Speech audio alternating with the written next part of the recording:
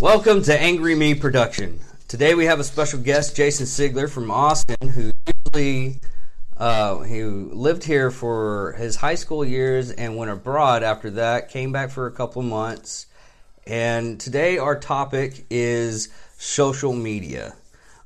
He is an advocate of being off of it because of certain things which he'll explain, and we are going to discuss how social media works in your benefit and is a crutch at the same time. Yeah. Well, to be fair, I'm not against anybody using social media. I had it for a long time. I saw it do great things as far as keeping people in touch with people from their past. I started it initially to reconnect with people from around here. Yeah. When I joined the military and I left in '97. Yeah, we lost all kind of contact with you for like 20 years. Yeah, right? I was gone for almost 20 years to the day before I finally showed back up. Yeah. But once I left Wichita Falls the second time when I took that job out in Austin, I needed social media for work. Because I had to use it for marketing and for staying in contact with students that we had at the school and whatnot. Yeah. But I kept saying to myself, if I ever leave this job, I'm decommissioning my social media accounts because there's so much negativity. I have an addictive personality, and if I'm around negativity, then I start to get negative. And it's hard for me to stay positive sometimes because, let's face it, sometimes life sucks. Well, that's the what is it called? The program set up for is actually boosts hateful stuff for you to see. It's part of the there's actually a word for it. I can't think of the word for it, but I understand what you're talking about. Much similar to the way your news media outlets, Google will always show you all of the bad stuff that's going on because, that's news. That's what most people want to see. They want to see that train wreck that just happened in order to make their own life feel better. Yeah. They're looking for ways to produce that dopamine hit in your brain that makes you feel that moment of euphoria, which keeps you coming back for more. Well, I got a like on this photograph. Oh, I feel good. I'm going to upload another one. I want to see who's going to like my shit now. And they actually did a study in Australia about that, and it is that euphoria where you're talking about, and they're actually Facebook, Instagram are and the works. I don't know if they're actually going to do it, is to get rid of that because of the addiction of it. Yeah, but it's also like getting rid of all the alcohol, like we did in Prohibition era. One of the problems that I had with it was,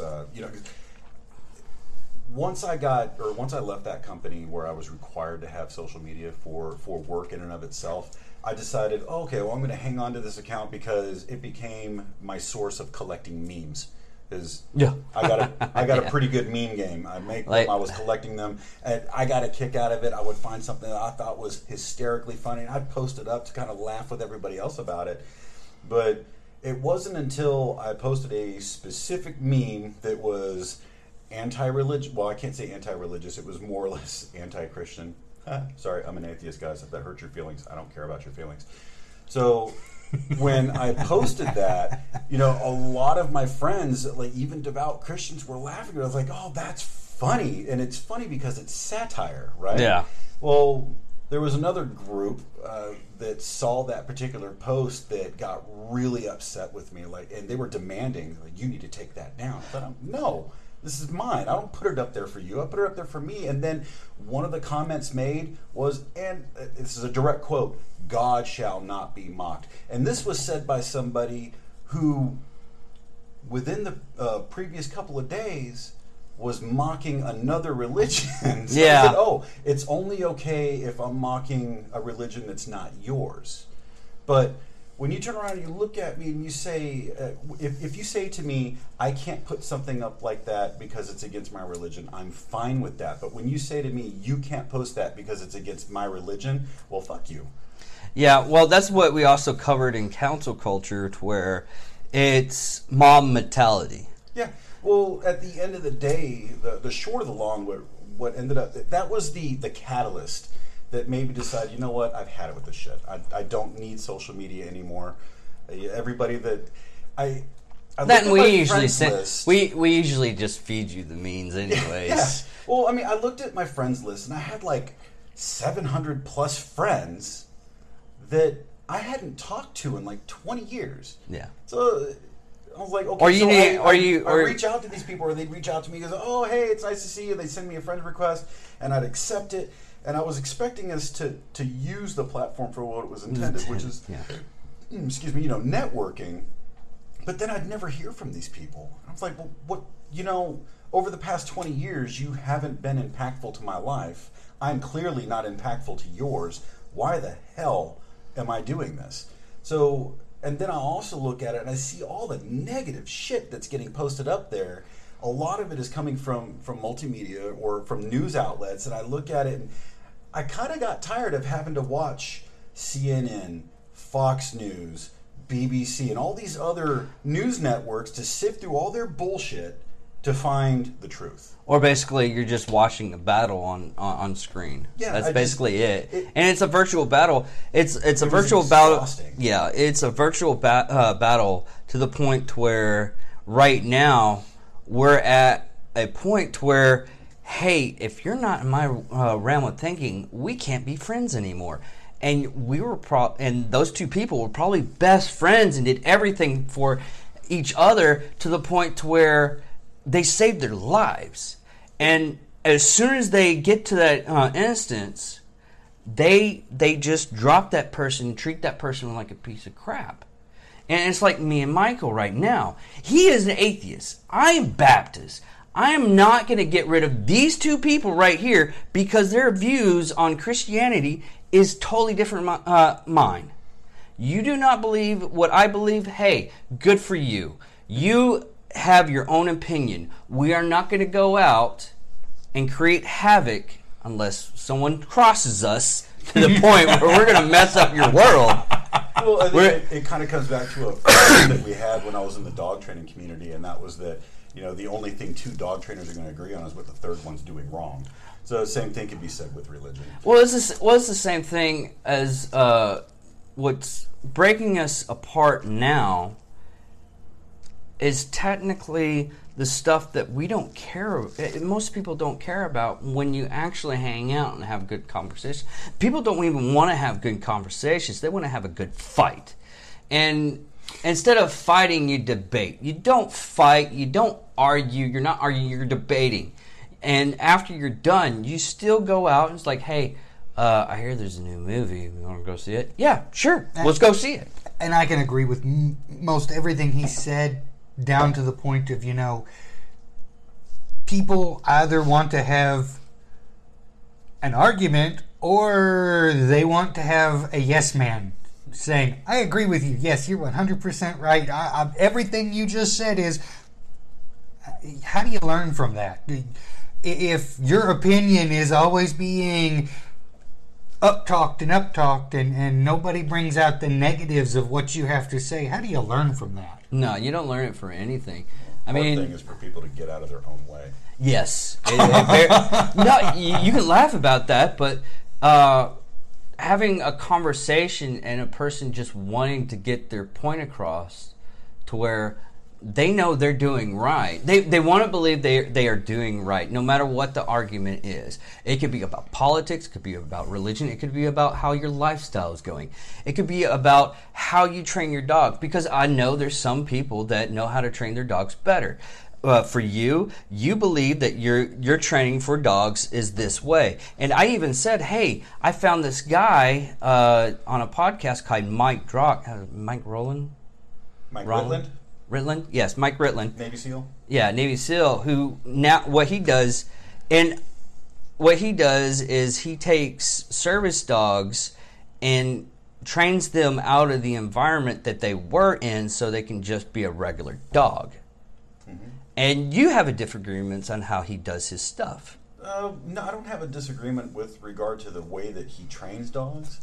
I'm sure that there's going to be areas that he and I would definitely not see eye to eye on. I do like the idea of taking, and when you say service dogs, you're probably referring to military working dogs? Yes. Okay.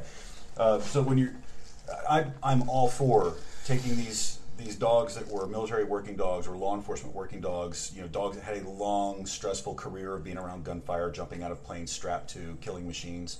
Yeah. And Bird doing missiles. what they do. Yeah, oh yeah. Rehabilitating them and training them to go into a family unit. I'm all about that. That is a great thing to do. The problem that I have, and he probably doesn't even do this, I don't know it for a fact, but when it comes to these dogs, they're purpose bred. Yeah. These dogs, these Belgian Malinois, were not designed to be a pet. My Belgian Malinois is my favorite breed of dog, but I will never have one. Why? Because, well, one, I'm selfish. I'm not going to have a dog who is going to require, or who I would end up having to readjust my life to revolve around that dog. These dogs are insane. Their level of drive is something that I've never seen before, except in a Belgian Malinois.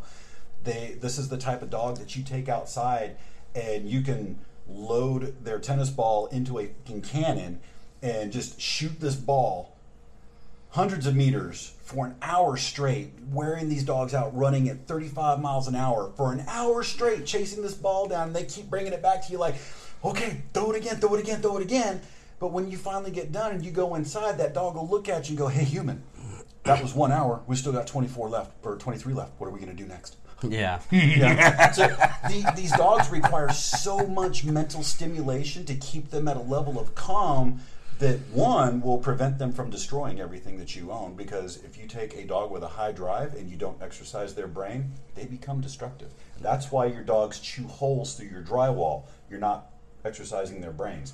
You can take a dog outside and try to wear them out physically, but what people don't get about dogs is they recover from physical exercise ridiculously fast.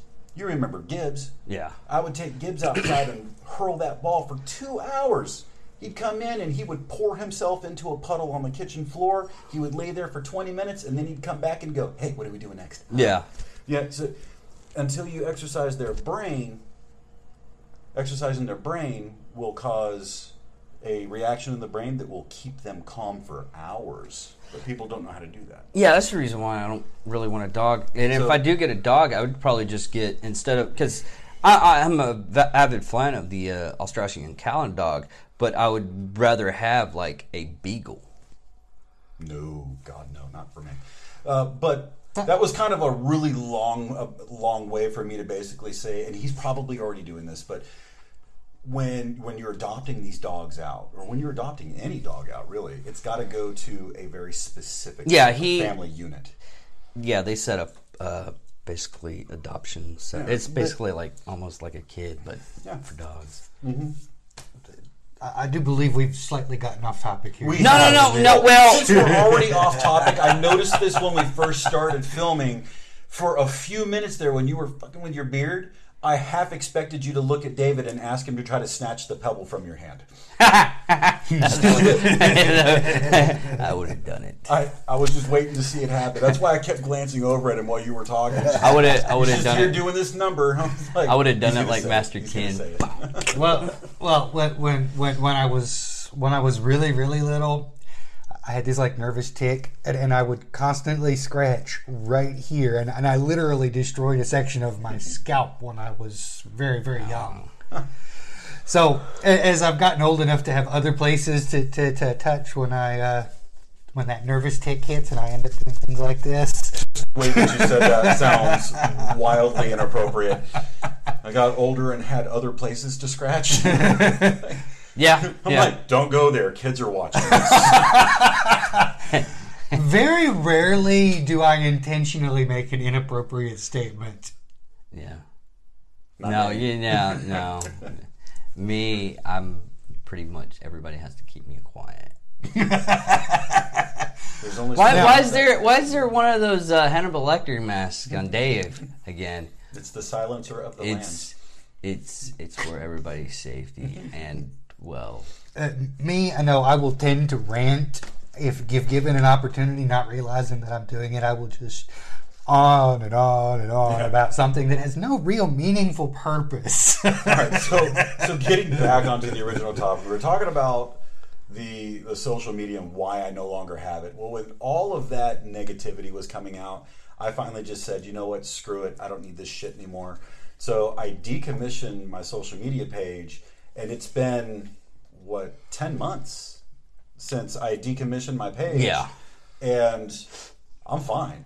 Anybody that I correspond with, like, I still have the Messenger, so Well, Messenger's a license. But I call people, I text them, I'll receive messages on Messenger, but as far as needing the social media platform, I really don't. It's not going to affect me.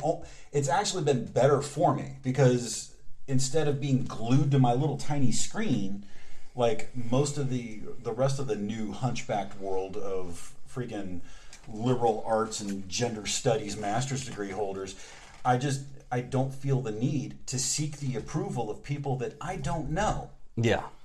And the opposite of that is literally there's more startup companies because of the social media. They're getting their products out to the point to where biggest one is probably like like Grunt Style, Black Rifle Coffee, Ranger Up.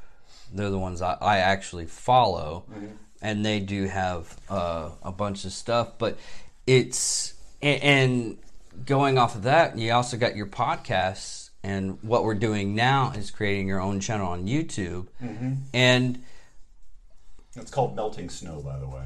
Yeah, I was gonna do that at the end, but you can promote yourself. I don't care. That's right. I will allow anybody to promote anything except for like really, really messed up things. I do what I want. Yeah. But it's literally helping the economy for what it's doing right now. And I got out. I was listening to the podcast "Holding the Truth" with Dan Crenshaw, the District 1 in Houston for Texas. He's a congressman for Texas, and he has his own podcast, and he interviews people of the state and other business people too. And he was talking about FCC and the net neutrality. And it's been a couple of days, so I'm probably getting all of this wrong. But what he was talking about is how they got rid of a lot of the regulations for better competition. And we are in a capitalist society, even though a lot of people want us to be socialists and ruin what we have that is great. But what we're doing now is basically we can make a business without actually having the business. You don't have to have a storefront anymore. Oh, because you can have a warehouse full of your products, and you could just sell everything online only. And there's a lot of companies, especially subscription-based companies, that are really great. I mean, you can get a bar of soap as big as your freaking head. You know how hard it is to get even a bar of soap anymore? Everything's liquid. It's basically laundry detergent that you're washing yourself to. I do it too. I can argue about that. But having an actual bar of soap is good, especially if it's as big as your head, and you're having like 4 or 5 months of not having to buy another soap. I think the only thing I would use a bar of soap as big as my head for is not allowed to be spoken of in public. Yeah. Thank God. Yeah. Don't talk about that. I will rub your stomach. Before you get a bed sheet, toss it in. We talked about this, don't we? But even nowadays, I'm starting to feel mildly uncomfortable. Even nowadays, you can order a bed online. Mm-hmm. We won't name what companies because we want sponsorship. We want money for this. So there's a lot of companies that do good, and they actually have it to where they have charity groups that they help out with in their community. And that's the thing nowadays is we're having to where we're having communities help each other out. There's a lot of bad things on Facebook, but there's also a lot of good things on any social media, Facebook, Instagram. I still don't understand the whole Instagram model thing, but those types of people are making money. And here's the thing. They're making money, and then they're spending that money to either A, improve their business, which a good business prosperity would actually just, I'm not going to make a lot of money for this. My company is going to make a lot of money, and I'm going to get that person that doesn't have a job and has life just beating the crap out of it, bring him in, say, hey, hopefully you're stable enough to where you can work at this job. Hopefully you are. And they're going to lift themselves up. That's how you get the poor out of your community. But you don't go out and you can build houses for them, temporary housing. It's temporary because you want to go ahead and you want the community to have a business to bring that person in to work so they can better themselves. And hey, maybe since they get this money, they go ahead and they make their own business and start a cycle that's beneficial for this country and the world. Topic again. But that's kind Not of, really, because that's What does what it have to do with social media? Because okay, what if you can create your own business Okay. and you do all that? Okay. That's what you're going. That's what should be any kind of end goal. Where's social media at in that though? social media becomes your not only your advertising outlet but also your So it's your marketing vehicle. Yeah. yes, it's your medium by which you get to your customers. It is your storefront. Yeah. Okay. So you're not going to the mall. You're not going to. Speaking of, I'm surprised Psych Center's still open. I'm surprised there's malls in general still open. But Amazon's breaking it in to where it's. I mean, you can get your product within a day. we're not talking bad about social media in this. Yeah. It's social media has a lot of pros and cons. Yeah. And if people would take the time to observe the negative side of any situation, not just social media, we can always come up with ways to make it better, to reduce the amount of negatives that are there. Now, whereas Jason here was saying, yes, it is addictive to be on social media. Yeah. Really I is. myself personally have never seen much use for social media. It really was. You also can't even go into That's a why I got casino. rid of it. Yeah, no, I don't like casinos either. There's too many blinky lights. Yeah. I'm sorry. I interrupted you really bad. That was why I got rid of it. It was addictive, but I just really got tired of all the negativity that was swarming it. Yeah. Like, you can't post anything funny or anything heartwarming to your wall, so to speak, without offending somebody. Well, And, that you was- know, whenever I would post shit and I would get comments about how what I said was offensive or I hurt somebody's feelings. Let me make something abundantly clear to you guys, anybody watching, is that when I had that shit and I put it up on the wall, when it came to my message that I was trying to get out and your feelings, I don't give a shit about your feelings. Like, at all. Yeah. Because at that point, it wasn't about you. If what I said offended you, well, you get to be offended. That's the whole freedom of speech. I can say what the hell I want, when I want, and how I want. If you don't like how I say it, well, that's on you. Yeah. That- But they're talking with something like that right now, especially in the EU. They're talking to where if someone gets offended, they're trying to get it to where it's hate speech. Hang on, my level of geek just kicked in when you said EU. Are you saying European Union or Extended Universe? European Union, Jason. I just wanted to make sure we were on the same track. There you go. All right. We're on the same track. But they're getting it to where if you say something that one person believes that is hate speech, especially in Britain, Britain's world's worst, there's people that literally had their lives destroyed over something stupid. And they also have it to where, like, I'm also talking about If culture me and- who as a whole looks like they could eat an apple through a chain link fence. yeah, that's true. Okay. I see that. But say me and Michael had a photo. We're just taking a photo. We go out and we see the Leaning Tower of Pisa. And we get a photo taken. Jason is in the background.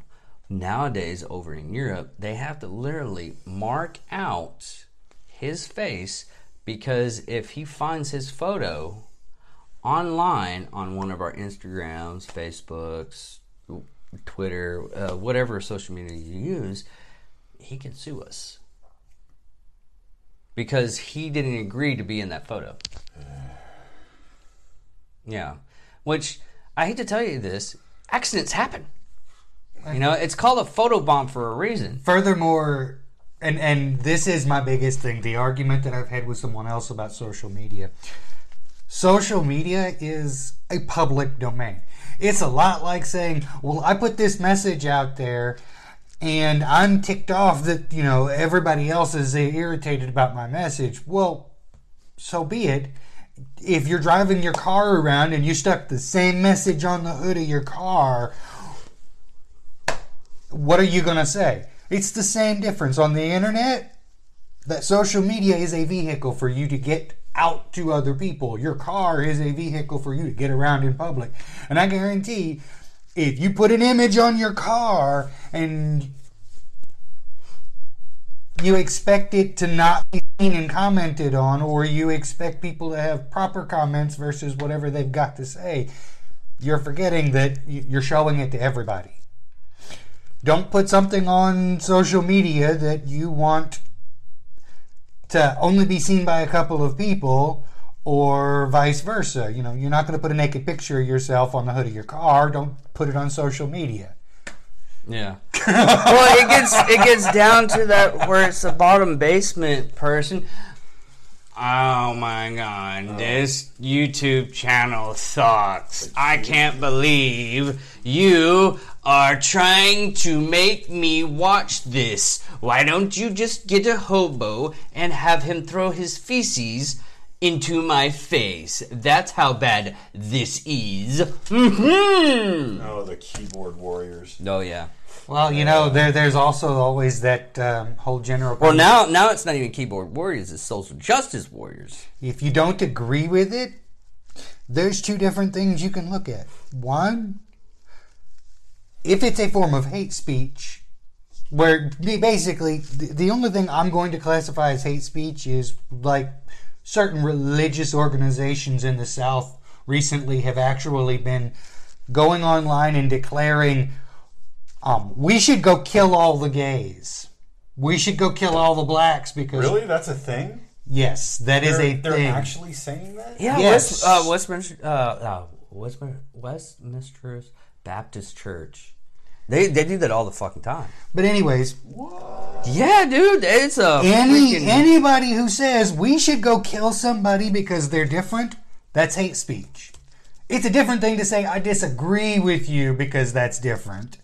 A West Memphis. But anybody who wants to go online and advocate for the murder of any other individual simply because they are different from you, that should be classified as hate speech. Anything beyond that, that's not hate speech. I mean, yeah, it may be angry and obnoxious, but... Yeah. Because in all reality, any group deserves to live their lives, whatever it is. And everybody's entitled to their own opinion, regardless of how right, wrong, or warped as it may be. right, Yeah. as long as they're not hurting you, don't actively seek out ways to hurt them. Yeah. And if we all lived by that simple principle, the world would be a better place. See, if I was on social media and I saw that someone had posted that, I would meme the hell out of them. Yeah. I really would. I used to do that for a colleague of mine that's got his dog training thing, and he's always getting a lot of haters. Mm-hmm. And they would write in on his wall, and like they would respond to a post and say, I demand you take this down. Yeah, and I'm like, but it's his fucking wall. If you don't want to see his shit, don't go to his page. So when they would do that, I would just I would kind of do one of these numbers. Oh, okay, let me pull up my meme generator, And I would just let them have it until they finally either stopped with their comments or left the forum completely. Or blocked me. But, it's... They're perfect. They are allowed to believe whatever they want to believe. Yeah, you're allowed to be a dickhead. Just But be aware that when we're allowed to give you shit for being a dickhead. But when it gets to the point where you're advocating physical violence against another person or group, it ceases to be an opinion. You're now instigating violence, and unnecessarily at that. Well, that's even through combat. That said, but like for years, and it's true even now, my immediate go-to for conflict resolution of any kind is violence. Well, it's even going. But I'm not saying I'm proud of it, but it's what I do. Well, it's like this going to like combat and everything. The best thing that you can ever say is never hate your enemy, because one day you'll need them. No, I hate my enemy. Well, I mean, right now we're in peace talks with the Taliban, which have been our enemy for about 20 years. No, I hate my enemy. Okay. There's no in between with that. Yeah, I'm pretty one-sided with that. I've actually met the Taliban, and okay, that involved a very one-sided conversation. Every time that me and the guys had met with them, I'm not a fan. Is that like trying to get your stuff back from a monkey that steals it? No, and it wasn't my stuff. Well, it you was just my buddy's paid. Watch. Oh, okay. Well, basically, you trade. If a monkey tries to steal your stuff, you basically trade it for a 5.56. Usually works.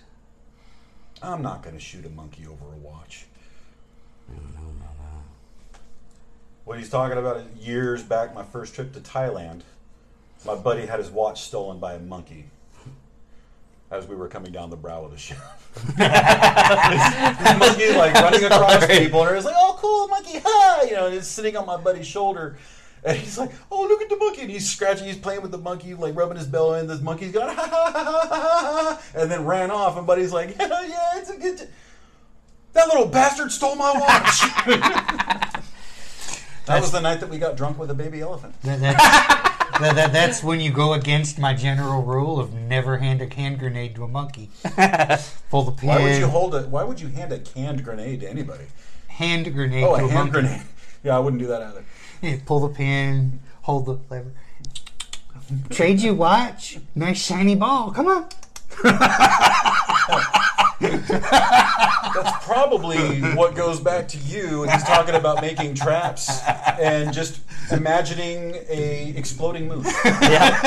That's where that thought came from. Yeah, that's where Michael's great. But in hindsight, social media is a new information. It just started. It's very new, and it's to the point. What was it, 2008? We got about 12 years on it, and we're seeing a lot of bad stuff now recently because of the availability of the internet and through this stuff. I mean, even, grandmothers don't know how to use the internet, but they know how to use Facebook. Yep. And some people's ideology is going to cross against anybody else. It's going to be hurtful, but I guarantee you it's not going to cause you to the point to where you're going to be hurt for the rest of your life. If you are... Kill yourself. No, I shouldn't say that. No, you shouldn't say that. But if you are so weak emotionally that stuff that you see on social media is going to get you to question whether or not you want to be on this great little blue rock in the universe, you've got bigger problems than you realize. You need to Yeah. talk to a professional. Yeah, well, it's like that. It's like that chick that tried to get. She tried to become YouTube famous, and what had happened is she believed that she was supposed to get money from YouTube, and she shot up the place. Sorry, I shouldn't laugh at that. But that ends our rant for social media. Good and cons and pros and cons on it. Jason, you have a page called Melting Snow. Yeah, well, it's not a page. I have a YouTube channel called YouTube Melting channel. Snow. Okay. It's just me and a buddy, and we basically talk tactics, guns, firearms, combat. Basically, just a lot of shenanigans. Is what Basically we talk about. using we do a lot of video breakdowns of people doing stupid shit that makes us laugh. Yeah. So we'll pick it apart and give it a hard time. Yeah. It's if you're a liberal snowflake, my page is probably not for you. But by all means, go ahead and give it a watch. Give me a comment. Bad comments are good too, because I will eventually use those in the follow-on episodes. Yeah. And if you want to have us go over a topic, go ahead, go to Facebook, Angry Me Production. Go to Instagram, Angry Me Production. We don't have a lot of stuff on those pages as of right now, and if you want to, go ahead and comment. We'll see what we can come up with next time. And thank you for watching. I'm David Dickerman. Michael Moffitt. My name's Jason. And we are going out.